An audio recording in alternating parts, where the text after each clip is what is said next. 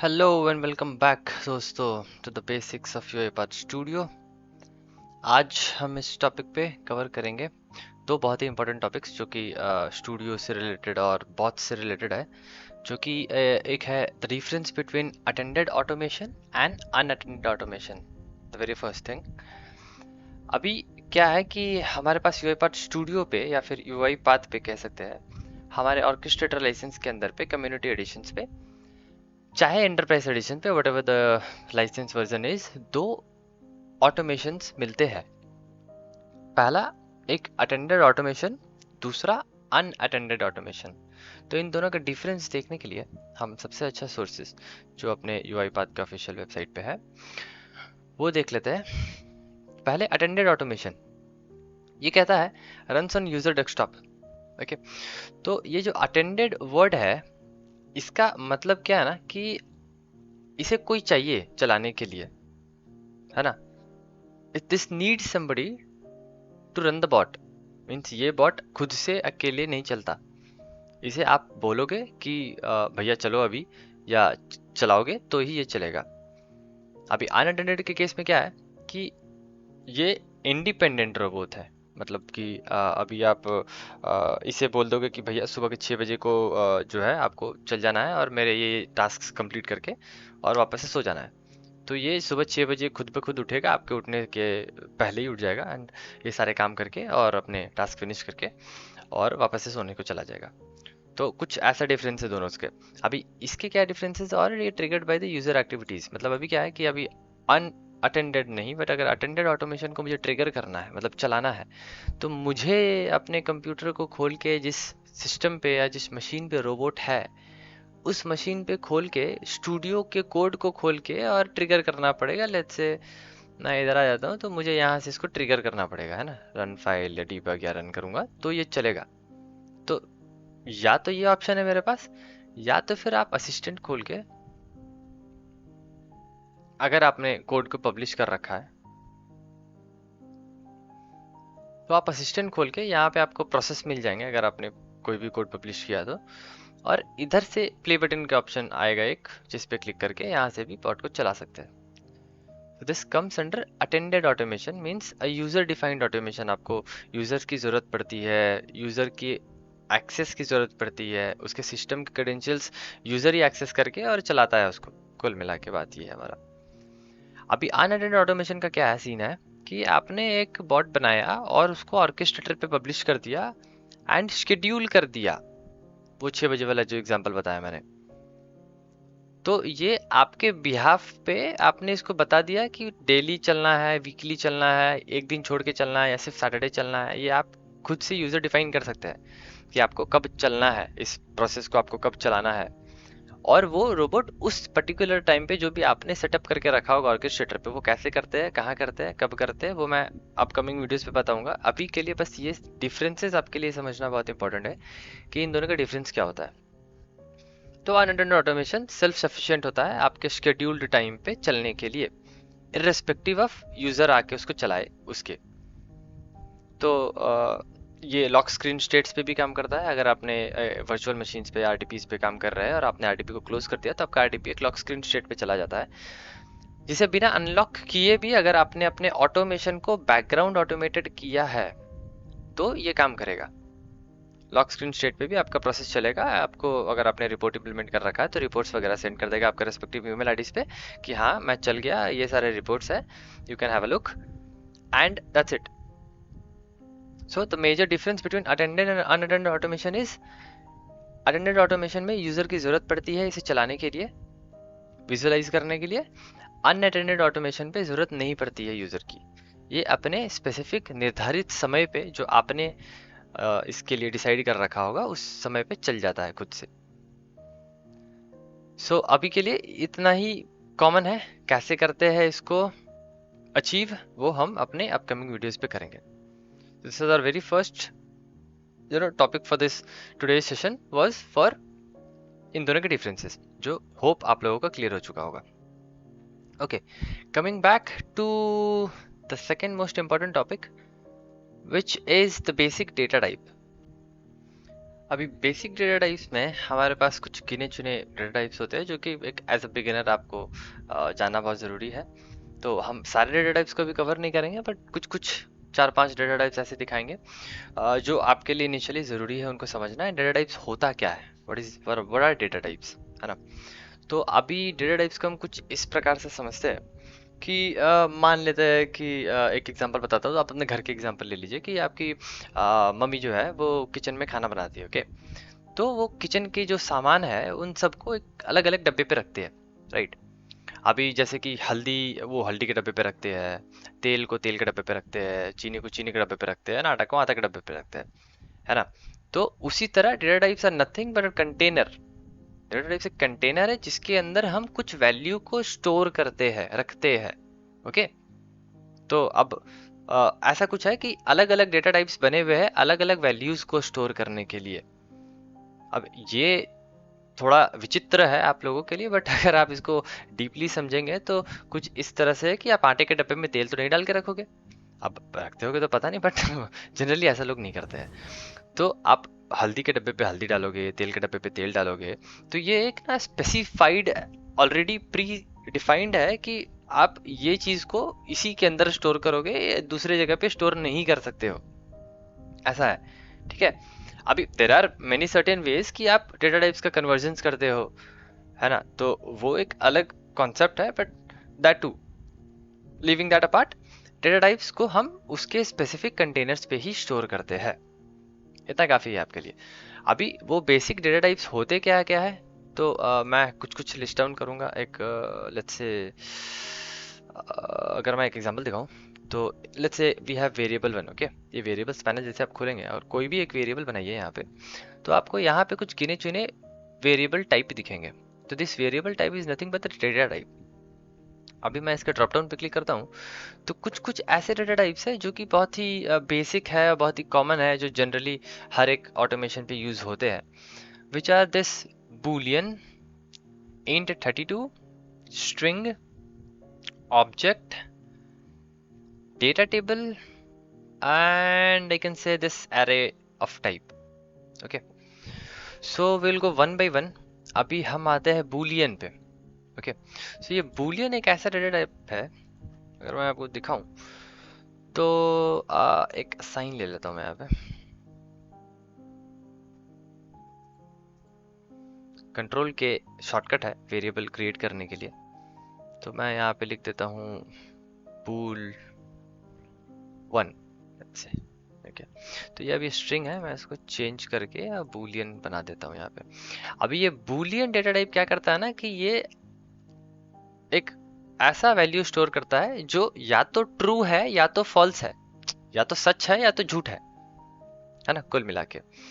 तो अगर आपको कोई स्टेटमेंट, कोई कंडीशनल स्टेटमेंट में कुछ यूज करना है तो आप बूलियन में यूज करते हैं। मतलब आप एक कंडीशन स्पेसिफाई करते हैं कि अगर ऐसा हुआ तो भैया ये करना, अगर वैसा हुआ तो ये करना। तो ये कंडीशन है, ठीक है। तो ये कंडीशन कैसे सेटिस्फाई होता है कि या तो ये कंडीशन सच है या तो ये कंडीशन झूठ है। तो ये बूलियन वाला जो डेटा टाइप है ये उसके लिए यूज होता है कि एक ऐसा डब्बा है जिसके अंदर या तो आप ट्रू डाल सकते हैं, मैं यहाँ पे ट्रू लिख दूंगा तो ये सपोर्ट करता है, कोई एरर नहीं देगा मेरे को। या तो अगर मैं यहाँ पे फॉल्स डाल दूंगा तो ये सपोर्ट करता है, कोई एरर नहीं देगा मेरे को। लेकिन अभी मैं यहाँ पे अगर ये 1 2 3 4 लिख दूं, है ना, तो ये कंपाइलर बोलेगा भैया ये क्या दे रहे हो, मेरे को समझ में नहीं आ रहा, आप गलत डब्बे पे गलत चीज डाल रहे हैं, है ना। तो कुछ ऐसा समझ लीजिए। तो अभी ये बूलियन डेटा टाइप के अंदर आप सिर्फ बूलियन वैल्यूज को स्टोर कर सकते हैं, या तो ट्रू या तो फॉल्स, दैट्स ऑल। या तो वो सच है या तो वो झूठ है। Hope this Boolean is also clear for you. अभी हम दूसरा डेटा टाइप के तरफ बढ़ते हैं जो है इंटीजर, ओके। तो अभी ना मैं इसका नाम चेंज कर दूंगा और इसका नाम कुछ ऐसे int अंडरस्कोर 1 रख देता हूँ, और मैं ना इसको ऐसे इंटीजर बना देता हूँ। अभी मैं यहाँ पे डालूंगा ट्रू, है ना। तो ये बोल रहा है अरे रे ये क्या कर रहे हो भैया, ये बोल रहा है कि भैया मैं अलाउ नहीं करता, आप बूलियन को स्टोर कर रहे हो इंटीजर के अंदर, मतलब आप हल्दी को स्टोर कर रहे हो चीनी के अंदर, है ना। तो ये बोल रहा है नहीं ये गलत है, this is not the right way. तो आप ना इंटीजर जो वेरिएबल है, ये जो int 32 है, तो ये बोलता है कि आप कोई इंटीजर वैल्यू को स्टोर कर सकते हैं। इंटीजर वैल्यू क्या होता है, तो एक न्यूमेरिक वैल्यू बोल सकते हैं हम, ये 1 2 3 4 ये 0 0 and blah blah blah blah, you know these numeric values are known as integer values over here in our programming language. तो प्रोग्रामिंग लैंग्वेज में अगर हमें किसी डब्बे के अंदर या किसी वेरिएबल के डेटा टाइप के अंदर न्यूमेरिक वैल्यूज स्टोर करने हैं तो हम इंटीजर बना के स्टोर करेंगे। मैं यहाँ पे अगर मैं 1 2 3 4 लिखूं या 5 लिखूं तो ये एक्सेप्ट करेगा, कोई एरर नहीं देगा, मेरे को बोलेगा हाँ अब ये सही है, ये आप डाल सकते हो। ठीक है, तो अभी इसी तरह मैं एक एग्जांपल बताता हूँ आपको। मैंने यहाँ पे मान लेते हैं मैंने 2 असाइन किया। अभी मैं इसी असाइन को कॉपी पेस्ट करूंगा और एक और वेरिएबल बनाऊंगा, इसका नाम भी मैं ना यही वाला कॉपी कर लेता हूँ, इसको int 2 कर देता हूँ। ठीक है, और हाँ मेक श्योर आप जो है वेरिएबल्स के नाम सेम नहीं रख सकते। अगर आपने int 1 बना रखा है और मैंने दोबारा int 1 बना दिया ना, तो ये बोलेगा कि भैया देखिए there is already a variable name int 1 in this scope, please choose a different name. आप दूसरा कोई नाम चुनिए, भाई ये नाम नहीं चलेगा। तो अभी मैं int 2 ही रखता हूँ इसको, इसका भी डेटा टाइप को मैं इंटीजर कर देता हूँ, इसमें वैल्यू भी 2 रखता हूँ। वैल्यूज को मैं सेम स्टोर कर सकता हूँ, है ना। मतलब अगर आपके पास 2 डब्बे है हल्दी वाले, तो आप 1 किलो हल्दी इसमें भी रख सकते हैं, 1 किलो हल्दी इसमें भी रख सकते हैं, है ना। तो वो कोई प्रॉब्लम नहीं करेगा आपके लिए। तो मैंने 2 इसमें स्टोर किया और 2 इसमें स्टोर किया, है ना। ये पहला डब्बा, ये दूसरा डब्बा। अभी मैं ना एक मैसेज बॉक्स ले लेता हूँ, और जैसा कि हमें पता है हम न्यूमेरिक वैल्यूज के साथ कुछ सर्टेन ऑपरेशंस कर सकते हैं। मतलब मैं 2 + 2 2 2 - 2 2 × 2 2 डिवाइडेड बाई 2 एंड ये सारे मैथमेटिकल ऑपरेशंस में इंटीजर वैल्यूज के साथ, या डबल वैल्यूज, डबल होता है डेसिमल्स पॉइंट्स के थ्रू जनरली, तो ये डबल वैल्यूज जो भी न्यूमेरिक वैल्यूज के साथ हम लोग सर्टेन ऑपरेशंस कर सकते हैं, ये हर कोई जानता है। तो यहाँ पे भी प्रोग्रामिंग लैंग्वेज पे हमें ये ऑपरेशन करने के लिए मैं बस एक एग्जांपल दिखा रहा हूँ आपको कि इंटीजर को कैसे यूज कर सकते हैं। तो अगर आपको ये 2 और ये 2 को प्लस करना है, या फिर मैं इसको मोर कन्वीनियंस के लिए 3 कर देता हूँ, तो हमें पता है कि 2 + 3 5 होता है ना। अच्छा मैं थोड़ा लेट किया बट यहाँ 5 होता है, मेरा मैथ्स थोड़ा वीक है। तो मैं ना यहाँ पे सिंपली int 1 प्लस int 2 कर दूंगा ना। मैं इसको ऐसे चला दूंगा,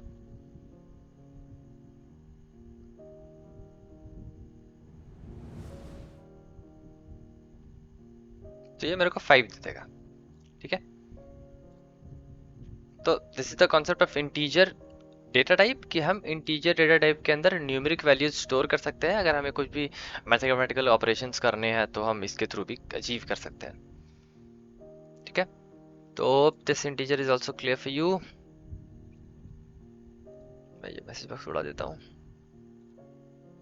ओके, अभी आते हैं दूसरा डेटा टाइप पे, जो है हमारा ऑब्जेक्ट या स्ट्रिंग पे पहले आता है। ओके, सो स्ट्रिंग, तो ये थोड़ा सा इंटरेस्टिंग है। अभी ये क्या है ना, कि अगर मैंने ये इसको स्ट्रिंग किया ना, तो नाम को भी स्ट्रिंग ही कर देता हूँ, str इसका शॉर्टकट है, तो str1। अभी देखिए जैसे मैंने इसको str1 किया ना, ये बोल रहा है कि भैया ये फिर आप क्या कर रहे हो, दूसरे डब्बे में दूसरी चीज डाल रहे हैं, तो भाई आप इंटीजर वैल्यू स्ट्रिंग में नहीं डाल सकते, इसको हटा दीजिए। ठीक है, तो ये स्ट्रिंग डेटा टाइप क्या होता है, तो स्ट्रिंग को ना हम एक सीक्वेंस ऑफ कैरेक्टर्स बोल सकते हैं। मतलब कि अभी स्ट्रिंग के अंदर ना मैं लेटर्स को डाल सकता हूँ, नंबर्स को डाल सकता हूँ, इवन सिंबल्स को डाल सकता हूँ, स्पेस डाल सकता हूँ, स्पेशल कैरेक्टर्स भी डाल सकता हूँ। मतलब स्ट्रिंग जो है एक ऐसा डेटा टाइप है जो आपके कलेक्शन ऑफ कैरेक्टर्स को या कलेक्शन ऑफ लेटर्स को या न्यूमेरिक डिजिट्स को स्टोर कर सकता है साथ में, इसके पास ऐसा कैपेसिटी है। मेरा कहने का मतलब क्या है कि अगर मैं यहाँ पे एक डबल कोट दे दूं, ये एक इंपॉर्टेंट चीज है।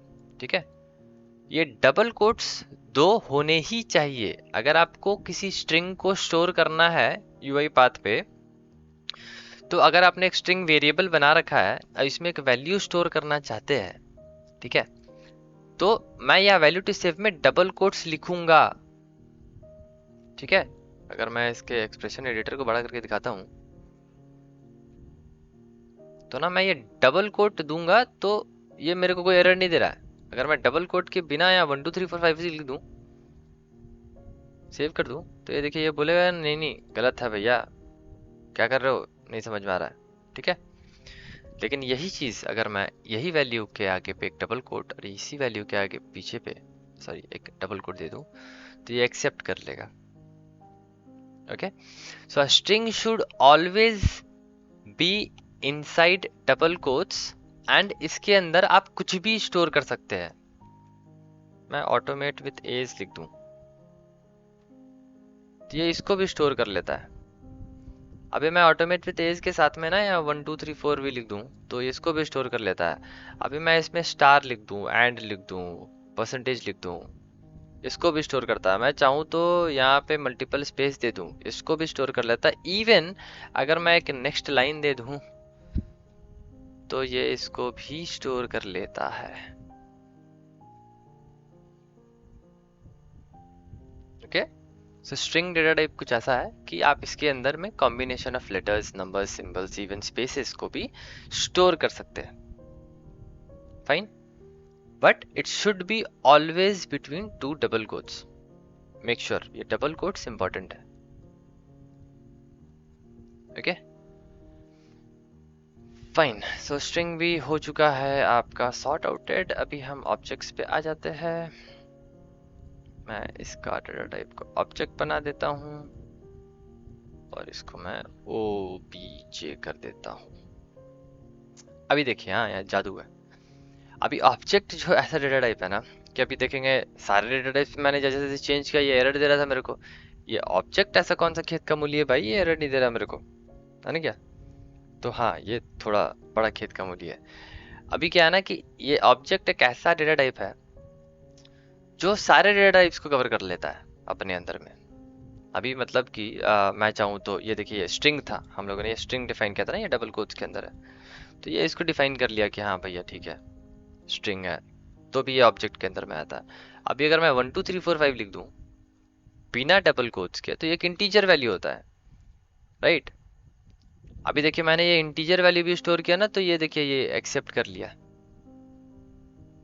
इसने कोई एरर नहीं दिया मेरे को। अभी मैं इसके जगह पे अगर मैं ट्रू लिख दूं, वाओ ट्रू भी ये एक्सेप्ट कर लिया। मतलब ये ऐसा डब्बा है कि आप इसके अंदर हल्दी डालो, चीनी डालो, तेल डालो, भाई ये सब रखता है ना, बिना किसी प्रॉब्लम के।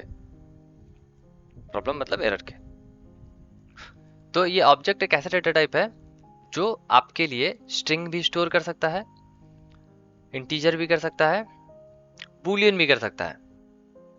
Okay, and many more data types are. हम बेसिक्स के बारे में बात कर रहे हैं तो will talk about this basics only. तो इसके अंदर आप कुछ भी स्टोर कर सकते हैं, ठीक है। लेकिन अब ये डिपेंड करता है आपके ऊपर। अगर अगर मैं ऐसा बताऊं आपको कि यू नो वो भी वाला एग्जांपल ले लेते 2 + 2 वाला, ठीक है, इसको रख देते 2।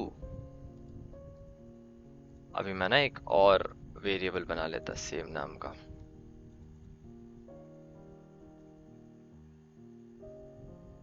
क्या कर रहा हूँ भाई मैं, 2, okay, and I make this object type and मैं ना यहाँ पे भी 3 लिख देता हूँ और सेम एक मैसेज बॉक्स लेता हूँ। यहाँ पे लिखता हूँ obj1 + obj2। अभी देखिए यहाँ पे जादू क्या है। अभी ये बोल रहा है कि भैया ये क्या कर रहे हो, ऑब्जेक्ट प्लस ऑब्जेक्ट कर रहे हो, क्या है ये। अभी आप बोलोगे कि ये तो इंटीजर स्टोर कर रहा है भाई लेकिन ये ऑपरेशन करने नहीं दे रहा मेरे को। तो हाँ ये स्टोर करने का कैपेसिटी रखता है अपने अंदर, बट ऑपरेशंस करने के लिए आपको डिफाइन करना पड़ेगा कि आप कौन सा ऑपरेशन करना चाहते हैं। मीन्स अगर आप इसको एज अ स्ट्रिंग ट्रीट करना चाहते हो ऑब्जेक्ट वन को तो आपको स्ट्रिंग मैनिपुलेशन करने हैं। अगर आप इंटीजर कर रहे हो तो मैथमेटिकल ऑपरेशंस करने हैं। तो आपको ना ये बताना पड़ेगा यहाँ पे कि आप क्या करना चाहते हो। ये बोल रहा है ये ऑपरेटर भाई ये क्या है, मैं सपोर्ट नहीं कर रहा है प्लस प्लस प्रोहिबिटेड ऑब्जेक्ट पे। तो मैं क्या कर दूंगा, अभी अगर मैं इसको ब्रैकेट में कर दूं और यहाँ पे सिंट लिख दूं। अभी ये सिंट ज़्यादा डीप नहीं समझने का, ये इंटीजर में कन्वर्ट करने का काम आता है। किसी भी दूसरे डेटा टाइप को अगर मुझे इंटीजर में कन्वर्ट करना है तो मैं सिंट यूज़ करता हूँ, CINT। एंड ब्रैकेट किसको कन्वर्ट करना है। अभी आप देखोगे तो ये एरर चला गया है ना। क्या मतलब क्या है कि अभी मैंने ना बोला कि भाई ये ऑब्जेक्ट को इंटीजर में कन्वर्ट कर दे, ये ऑब्जेक्ट को इंटीजर में कन्वर्ट कर दे। अभी ये क्या हो गया, ये एक इंटीजर डेटा टाइप हो गया। तो अब मैं चलाऊंगा ना तो ये मेरे को सेम आउटपुट देगा जो कि 5 पिछली बार हमारे पास आया था। अच्छा 3। Okay so sorry for the mistake, मैंने यहाँ पे 1 ही दे दिया था। अब मैं दोबारा रन करता हूँ इसको। एज एक्सपेक्टेड ये 5 आना चाहिए। ओके 5। तो अभी देखा आपने कि हम लोग ऑब्जेक्ट्स का यूज कैसे करते हैं। तो ऑब्जेक्ट्स में हम स्टोर कुछ भी कर सकते हैं, बट यूज करने के लिए हमें डिफाइन करना पड़ेगा कि मैं कौन सा ऑपरेशन करना चाहता हूँ ऑब्जेक्ट के साथ। Okay, hope you guys are clear.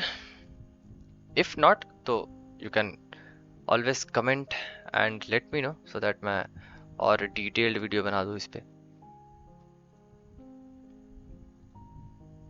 Fine. अभी एक इम्पॉर्टेंट डेटा टाइप एक और बचा है हमारे पास बेसिक्स के अंदर पे, जो एक्चुअली 2 बचे हैं।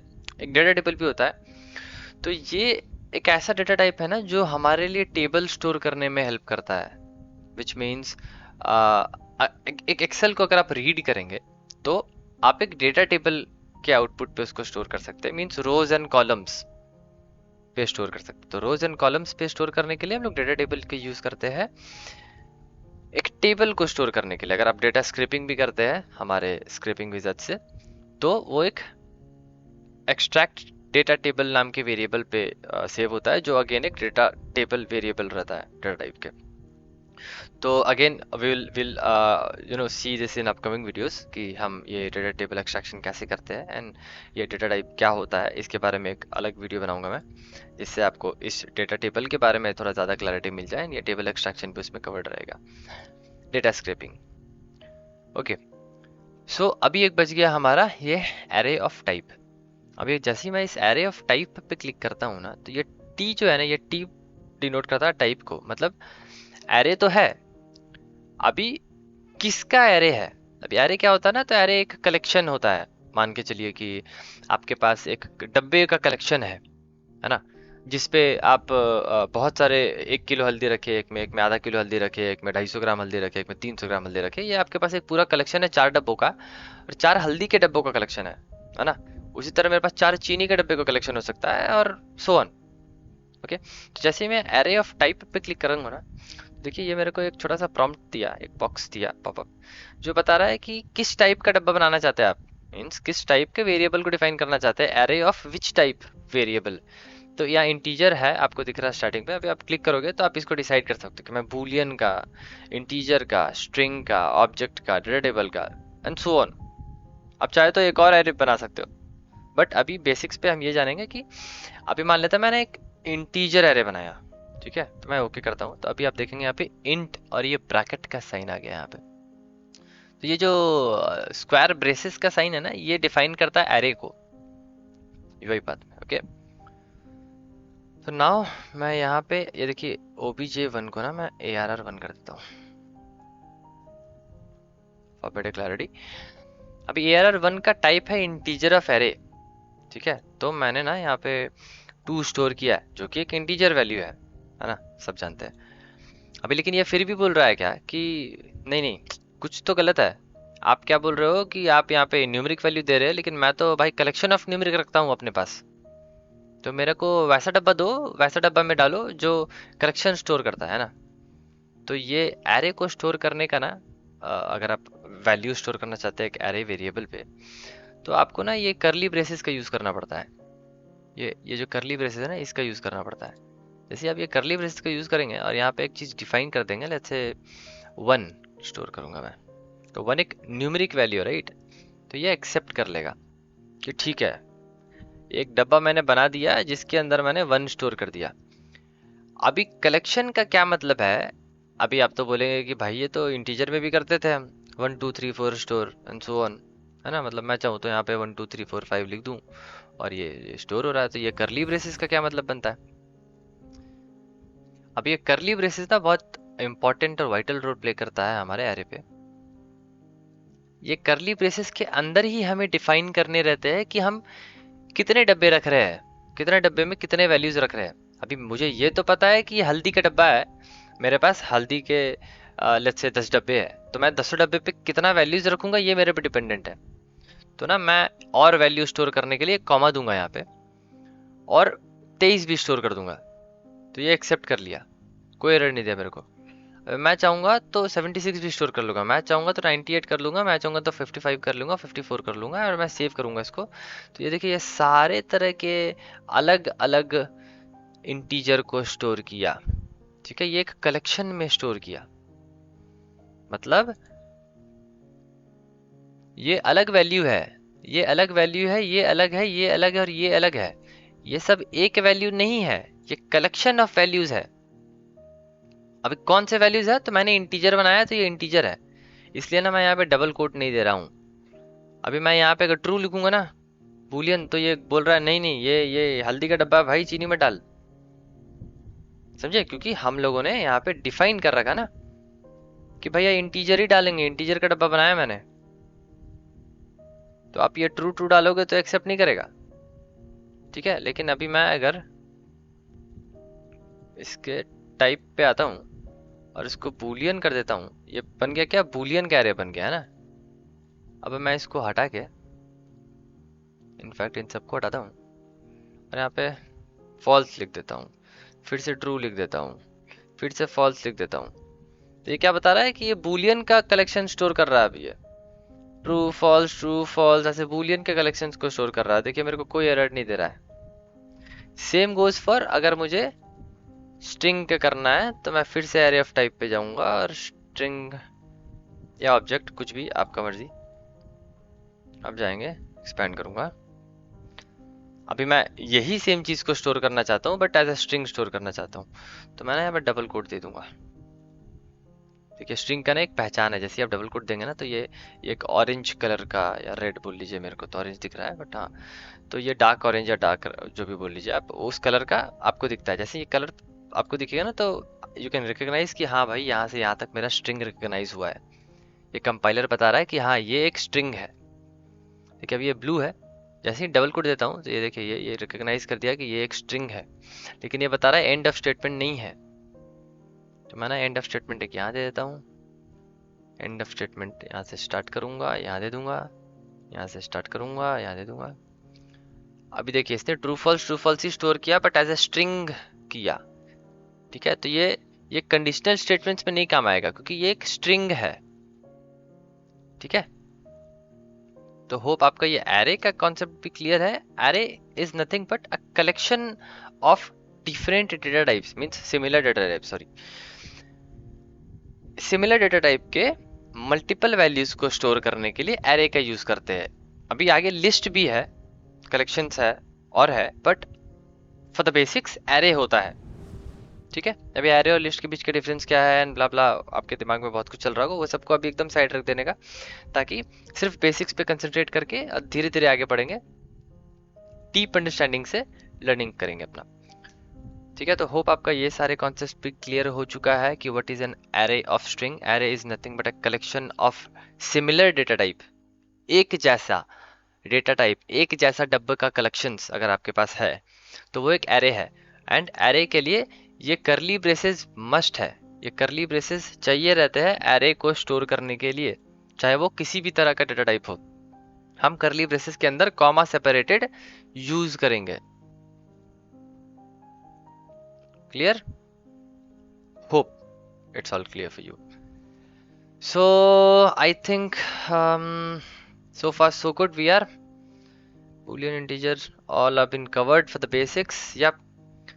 So thanks for watching and stay tuned. Until next time, happy automation guys. Bye bye.